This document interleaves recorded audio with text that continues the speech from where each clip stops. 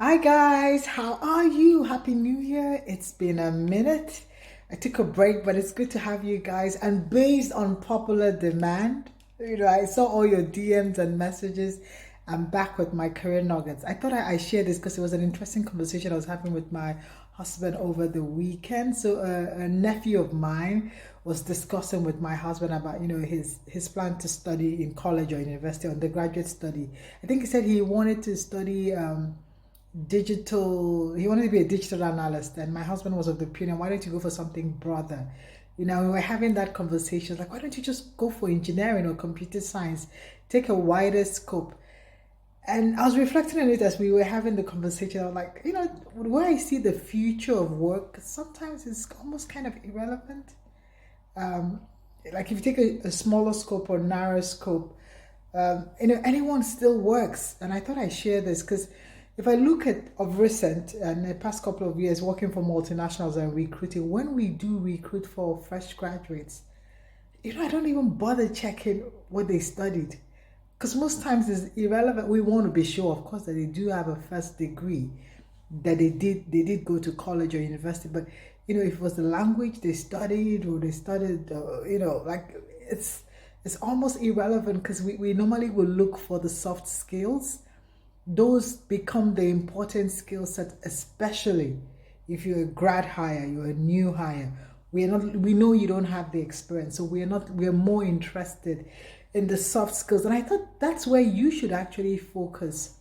Now that conversation came in because I've been thinking about skills for the future. How do we adapt? And I know that what is becoming more important if you're in the workforce is that you be open to learn, relearn, unlearn, because sectors are being created. There's been a lot of disruptions that have never existed. We're having sectors being created. So you don't even know what you need for the future. So your ability to open up and learn, relearn, unlearn is really what is becoming key.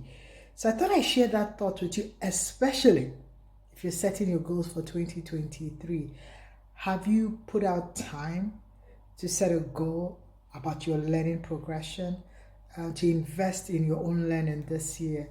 Everyone should do that. I don't think you're not too experienced or you're not too new not to do that. That should be part of your goals because it's clear that as we go into the fourth industrial revolution, as we go into this future of work, as we say, things like AI are disrupting the sectors and the industry we insist. So it's becoming more important that you increase your knowledge base.